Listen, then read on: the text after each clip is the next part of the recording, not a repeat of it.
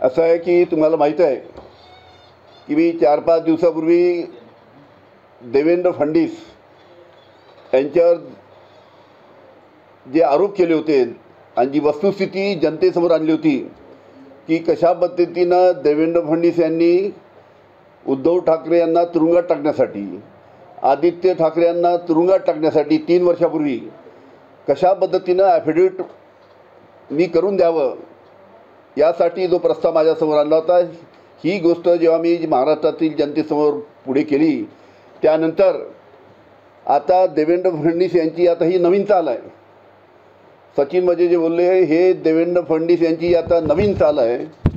देवेंद्र फडणवीस यांना बहुतेक माहीत नाही की मुंबई हायकोर्टने, हा मुंबई हायकोर्टचा आदेश आहे, मुंबई हायकोर्टने सचिन मजेबद्दल बोलताना हे सांगितलं आहे की सचिन मजे हा गुन्हेगारी प्रवृत्तीचा व्यक्ती आहे. तो 2 खुनाच्या गुन्ह्यामध्ये त्याला आतापर्यंत अटक करण्यात आली आहे. आतासुद्धा तो एका खुनाचा गुन्ह्यामध्ये तुरुंगात आहे. त्याची गुन्हेगारी प्रवृत्तीची पार्श्वभूमी आहे सचिन मजेची. आणि हा सचिन मजे हा याच्यावर विश्वास ठेवण्यालायक व्यक्ती नाही असं हायकोर्टाने म्हटलं. याच्या कोणत्याही स्टेटमेंटवर, याच्या कोणत्याही बयानावर, सचिन मजेच्या कोणत्याही बयानावर विश्वास ठेवण्यालायक हा व्यक्ती नाही, त्याच्या बयानावर विश्वास ठेवता येत नाही असं हायकोर्टाने म्हटलं आहे. आणि अशा या गुन्हेगारी प्रवृत्तीच्या सचिन मजेला हाताशी धरून देवेंद्र फडणवीस माझ्यावर सचिन मजेच्या माध्यमातून आरोप लावत आहेत.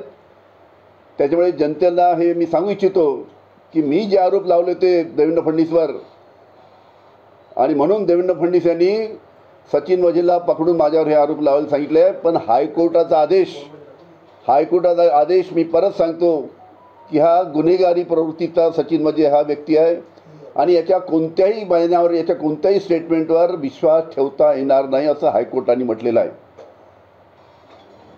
सर हिंदी में बताइए, हिंदी